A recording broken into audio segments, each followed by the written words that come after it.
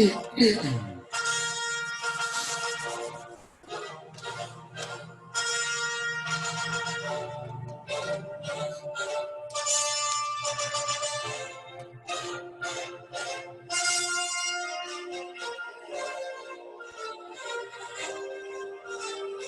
¿qué tal? ¿Cómo están?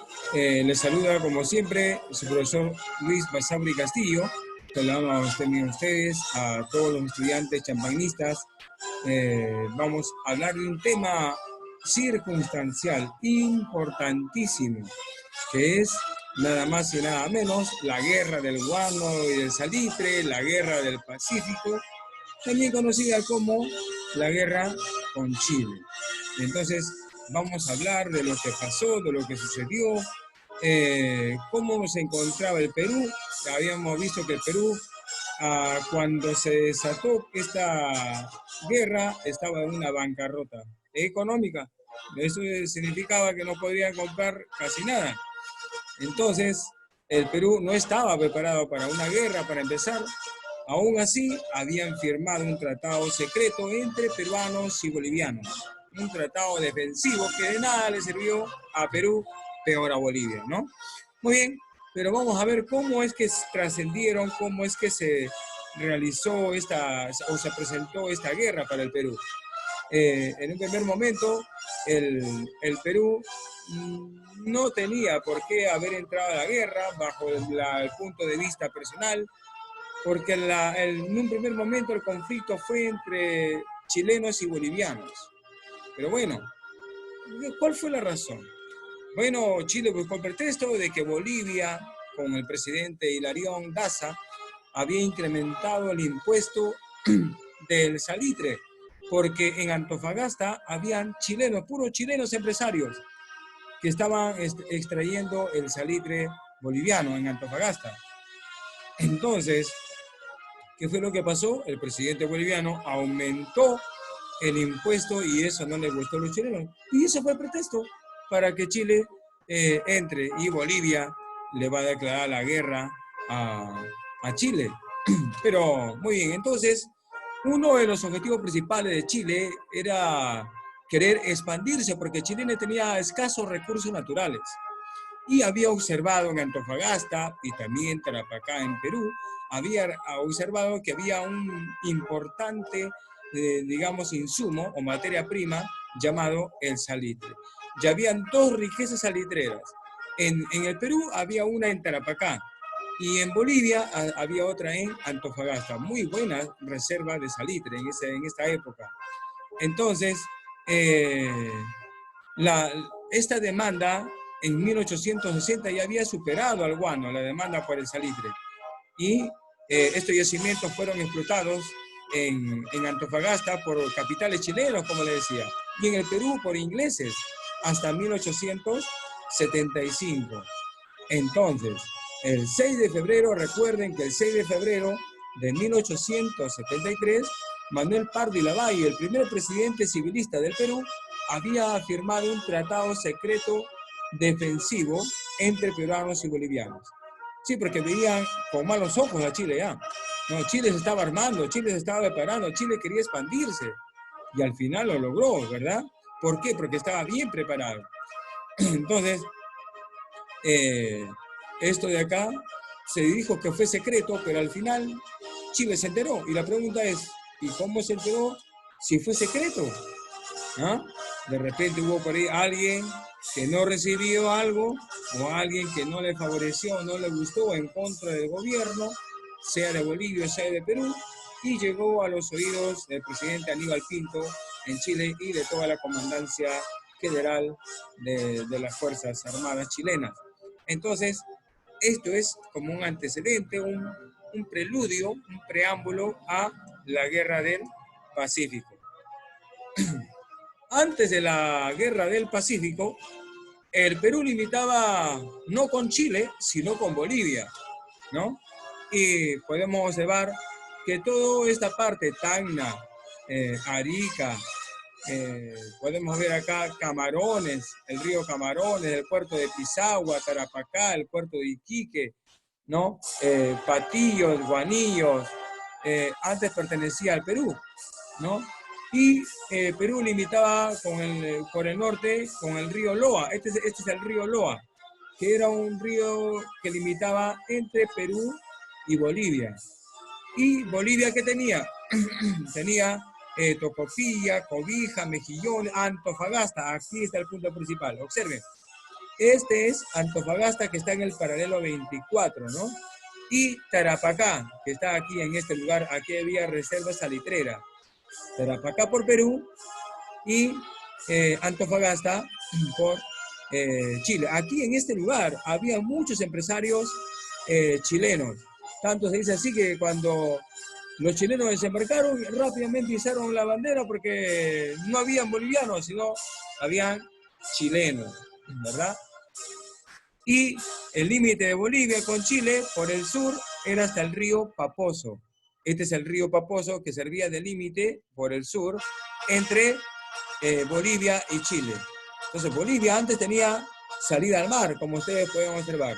Y lo curioso es que Bolivia no tenía una marina de guerra, teniendo antes mar, y ahora creo, me parece que ahora que no tiene una salida al mar, tiene marina de guerra. Algo increíble. Pero bueno, así era la visión, digamos, de este primer enfoque. Entonces Chile va a desembarcar en Antofagasta, que lo esperaban ahí digamos, los empresarios chilenos, ¿no? Ahí los esperaban, porque ahí estaban extrayendo el salitre.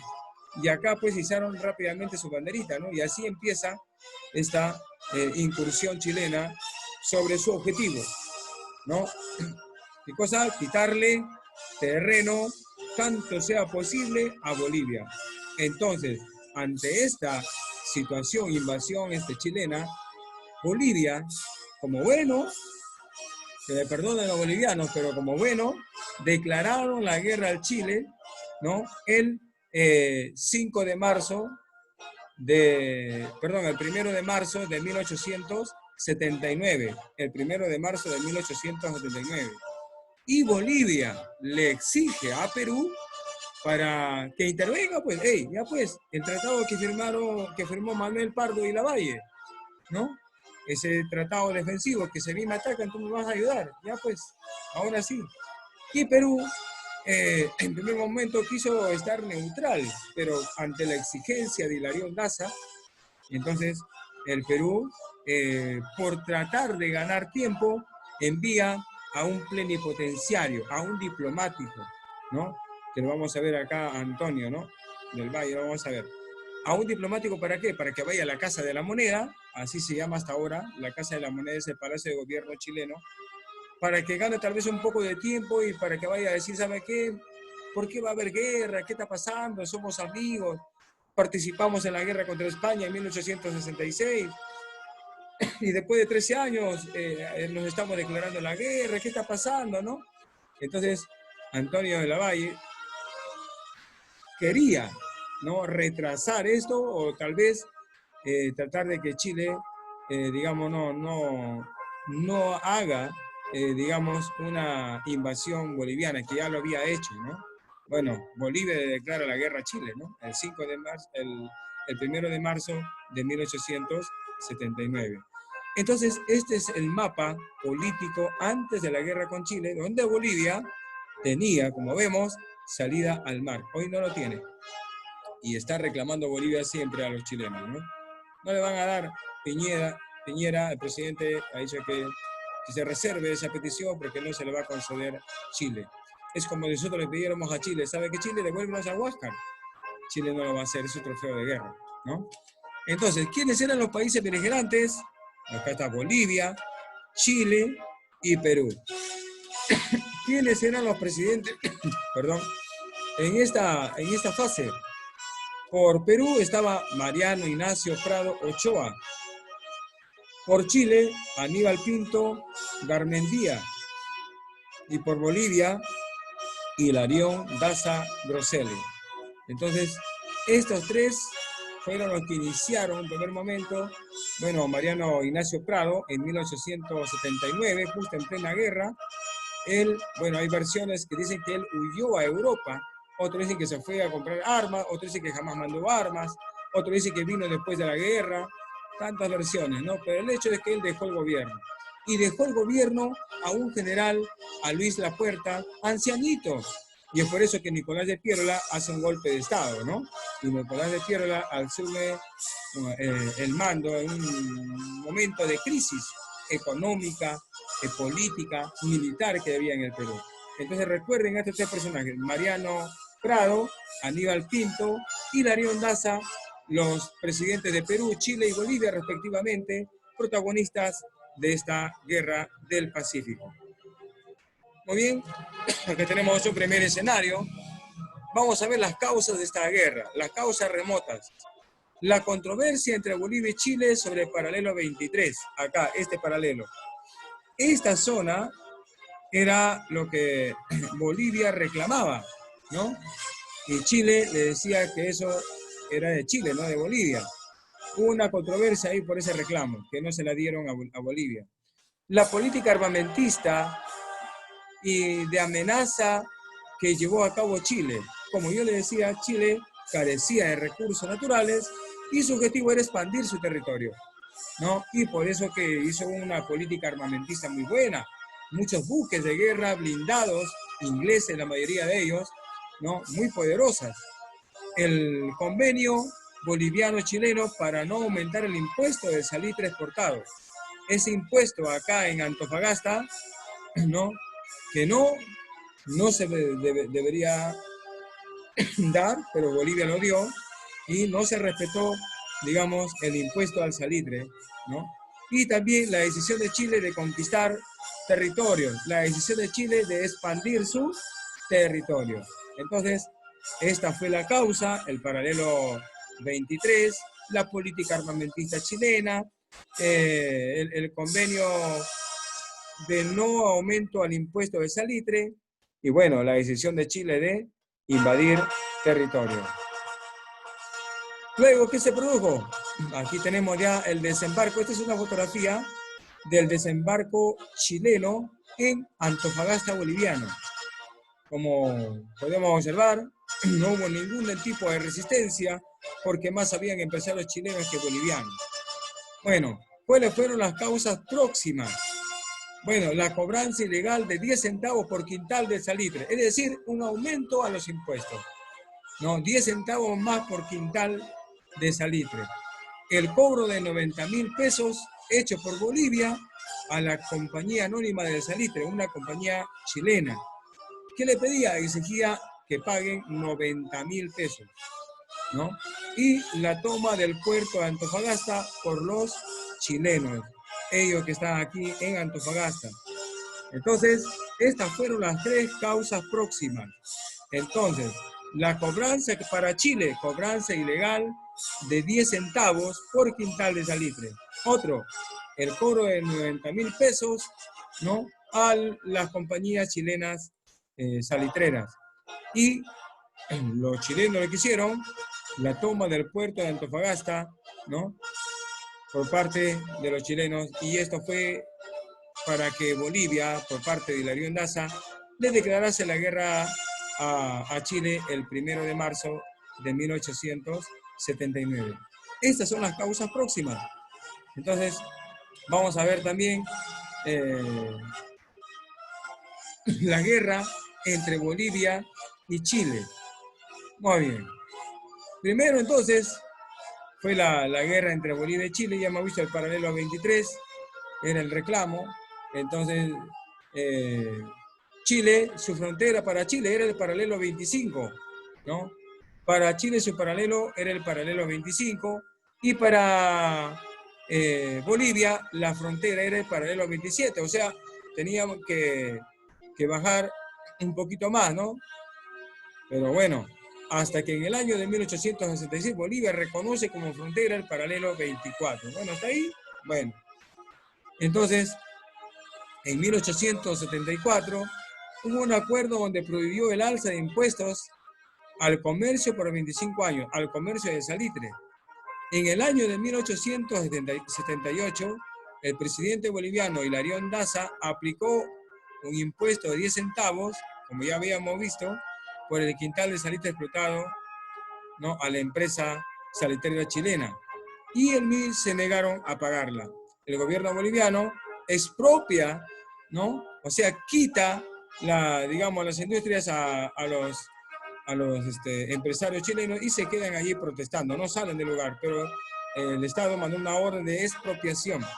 Y el 14 de febrero de 1879, tropas chilenas invaden Antofagasta. Y recién, después de 15 días, el 1 de marzo de 1879, el presidente boliviano Hilarión Daza declara la guerra a Chile. Entonces, esto fue lo que pasó, ¿no? Y se levantó el polvo, como dirían así. Intervención peruana. ¿Cómo fue la intervención peruana? Como habíamos dicho, aquí está nuestro diplomático, el plenipotenciario, así como el ministro de Relaciones Exteriores, algo así, ¿no? Entonces, el presidente de Perú, Mariano Ignacio Prado, decidió enviar a un mediador, ¿no? Al diplomático José Antonio de la Valle, ¿no? En 1879. Esta misión fracasó. Incluso a José Antonio de la Valle lo recibieron en Chile de manera hostil. Los chilenos le lanzaban tomates, algunas rocas pequeñas, ¿no? O sea, le insultaron, ¿no?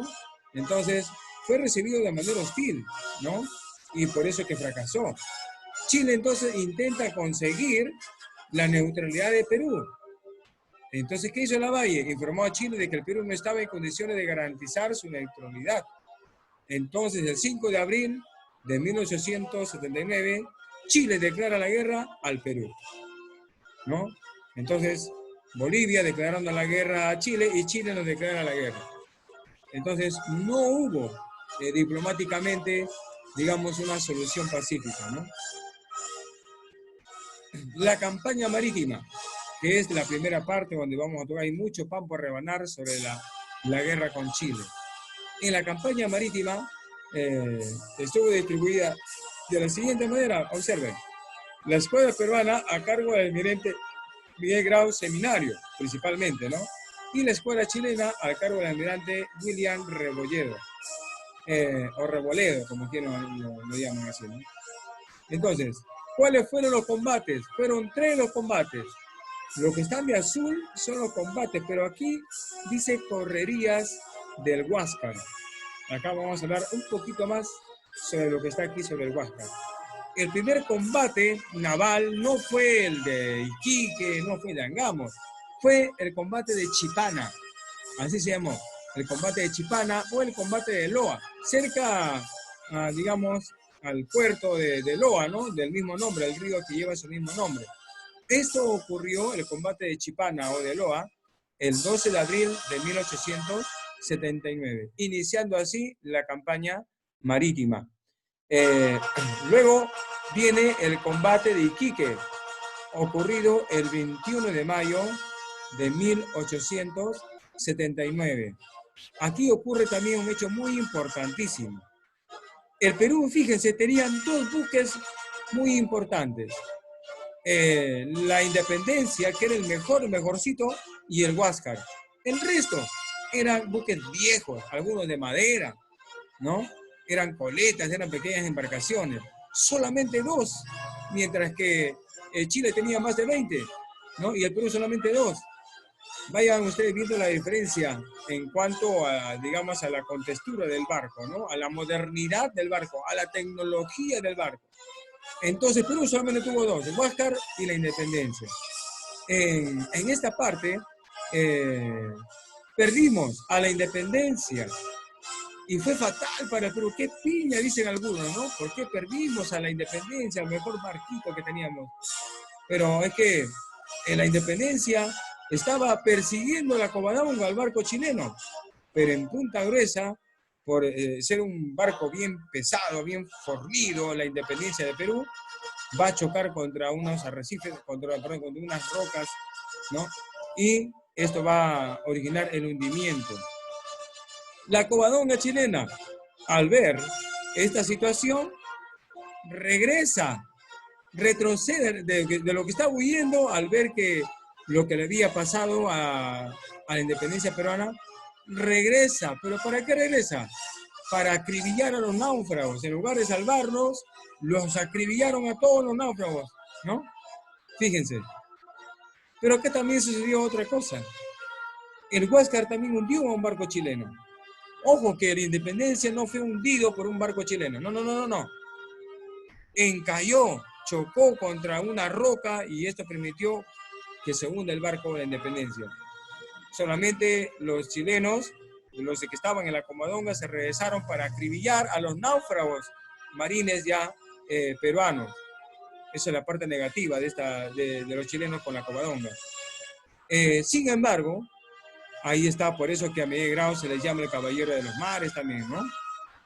Cuando estaba frente a frente la Esmeralda chilena con el Huáscar peruano, al final, con el espolón del barco, va a tocar y va también a crear explosiones en el barco de la Esmeralda del Huáscar. Lo embiste a la Esmeralda y también empieza a bombardearlo. Y lo va a hundir a la Esmeralda y a los náufragos chilenos, en lugar de que los peruanos los acribillen, los salvaron. Les daban la mano, les echaban salvavidas y los subieron al Huáscar para ser llevados nuevamente, digamos, a su posición, ¿no? Regresarlos a Chile. Y no los tomaron como prisioneros. Incluso las pertenencias de este capitán de navío importante de la Esmeralda, don Arturo Prat, chileno, Miguel Grau nunca se quedó como trofeo de guerra con sus pertenencias. Más bien los envió a la viuda, ¿no? A Carmela Carvajal, ya viuda de Prat. Miguel Grau manda una carta muy emocionante que lo vamos a leer después. Y estos fueron los hechos importantes del combate de Iquique, ¿no?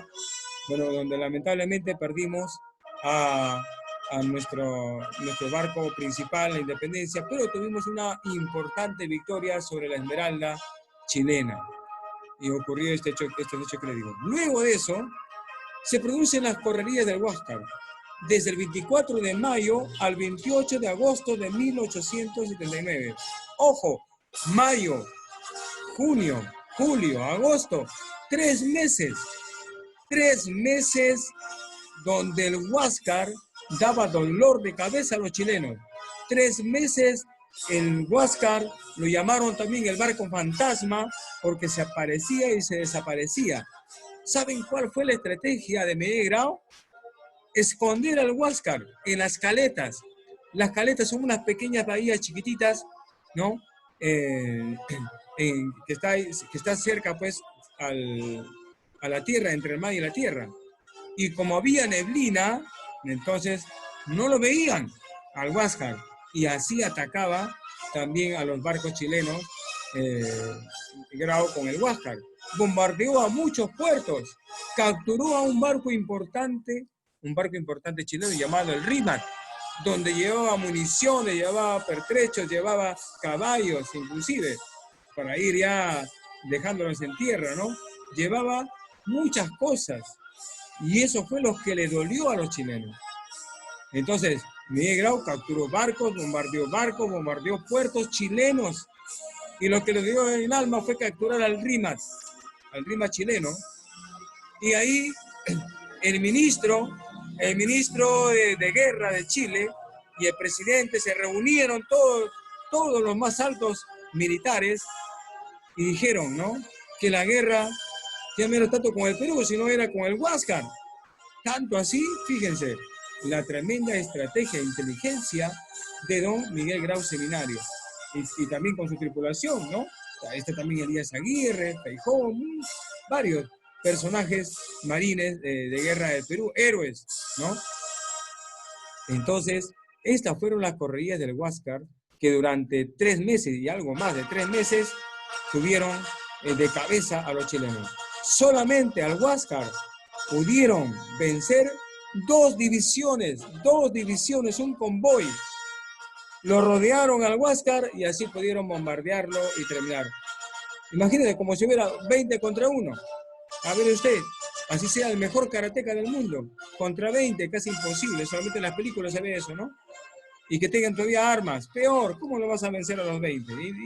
A 1, 2, 4 de repente, ¿no? Pero a 20, bien, bien difícil. Entonces, a Grau lo acorralaron al Huáscar, ¿no? En una especie de convoy y en 2 divisiones chilenas. Solamente así, por eso que el combate de Angamos lo recordamos con una fecha cívica importante, es feriado, el 8 de octubre, ¿no?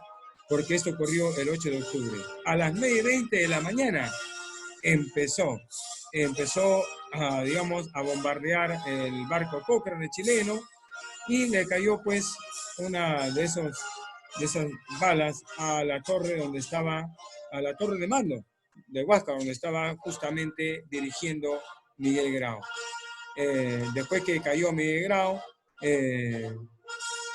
Diego Ferré tomó el mando, pero también cayó, digamos, mal herido de muerte, y también, herido de muerte, ¿no? Y también asumió el mando el chiclayano Elías Aguirre. Luego de él, Meliton Carvajal. El teniente Pedro Garezón ordenó al alférez Ricardo Herrera para que saque las válvulas, para que se hunda el Huáscar, pero no logró su cometido. Ya habían abordado los chilenos al Huáscar, ¿no? Bien, aquí están las cartas efusivas, pues, por parte de Miguel Grau, y acá está la señora Carmela Carvajal, viuda de Prat. Un sagrado deber me autoriza a dirigirme a usted y siento profundamente que esta carta, por las luchas que va a rememorar, contribuya a aumentar el dolor que hoy justamente debe dominarla. En el combate naval del 21 próximo pasado, que tuvo lugar en las aguas de Iquique, entre las naves peruanas y chilenas, su digno y valeroso esposo, el capitán de fragata, don Arturo Prat, comandante de la Esmeralda, fue, como usted no lo ignorara ya, víctima de su temerario arrojo en defensa y gloria de la bandera de su patria, deplorando sinceramente tan infausto acontecimiento y acompañándola en su duelo, cumplo con el penoso deber de enviarle las para usted inestimables prendas que se encontraron en su poder y que son las que figuran en la lista adjunta. Ellas le servirán indudablemente de algún pequeño consuelo en medio de su desgracia y por eso me he anticipado a remitírselas.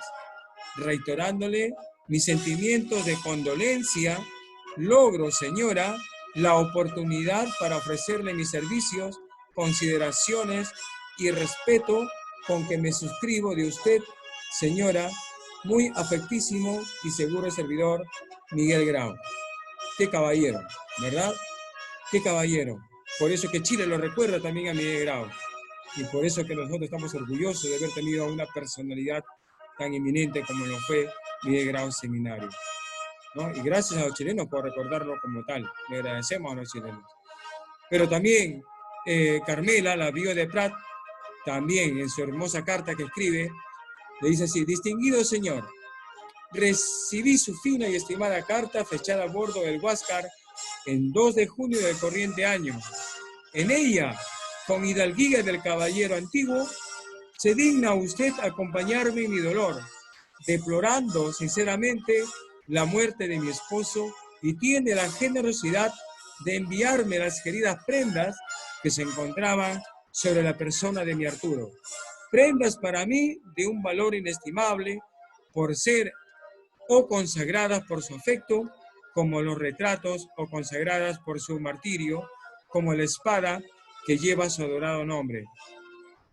Al proferir la palabra martirio, no crea usted, señor, que sea mi intento inculpar al jefe del Huáscar la muerte de mi esposo. Por el contrario, tengo la conciencia de que el distinguido jefe que, arrostrando el furor de innobles presiones sobreexcitadas por la guerra, tiene hoy el valor, cuando aún palpitan los recuerdos de Iquique, de asociarse a mi duelo y de poner muy alto el nombre y la conducta de mi esposo en esa jornada y que tiene aún el más raro valor de desprenderse de un valioso trofeo poniendo en mis manos una espada que ha cobrado un precio extraordinario por el hecho mismo de no haber sido jamás rendida. Un jefe semejante, un corazón tan noble, se habría, estoy cierta, interpuesto de haberlo podido entre el matador y su víctima, y habría ahorrado un sacrificio tan estéril para su patria como desastroso para mi corazón. A este propósito, no puedo menos de expresar a usted que es altamente consolador en medio de las calamidades que origina la guerra, presentar el grandioso despliegue de sentimientos magnánimos y luchas inmortales que hacen revivir en esta América las escenas y los hombres de la epopeya antigua. Profundamente reconocida por la caballerosidad de su procedimiento hacia mi persona y por las nobles palabras con que se digna honrar la memoria de mi esposo, me ofrezco muy respetuosamente de usted, atenta, Carmela Carvajal, viuda de Prat. 2 distinguidas cartas con mucho valor, con mucha entrega, y bueno, es por eso que a don Miguel Grau Seminario se le considera como tal. Gracias por estas palabras en medio de una guerra, entonces que a nosotros nos envuelven también de mucho orgullo. Bien, y para terminar tenemos imágenes de lo que es el Huáscar. Este es el famoso Huáscar que está pues en el puerto de Tacalguano, ya en Chile, y hoy está convertido en un museo, ¿no? Esto está por dentro, lo bueno que lo tienen bien cuidado, ¿no? Esta es la parte también, digamos, del Huáscar. Estos son los cañones que tenía antes, acá tenemos un cañón movible principal del Huáscar, ¿no? Tanto por dentro como por fuera. Esto es en la cubierta, todo esto es en la cubierta. Aquí para llegar hay una plataforma flotante y los turistas pueden llegar y pueden reunirse. En un tiempo se unió la tataranieta de Grau con la tataranieta de Prat. Se unieron y fueron también a ver el museo de nuestro Huáscar, ¿no? Que aún es, a pesar que lo tiene Chile, incluso acá están banderas chilenas, ¿no? Sabemos que esto es nuestro. Este barco le hizo mucho daño a Chile y que sirvió de ejemplo de valentía, de honor, de sacrificio y de patriotismo. Gracias por su atención y bueno, me despido y será hasta una próxima oportunidad cuando hablemos más adelante ya de la campaña terrestre. Muy bien, a cuidarse, que Dios me los bendiga y será hasta otra oportunidad. Hasta luego y muchas bendiciones.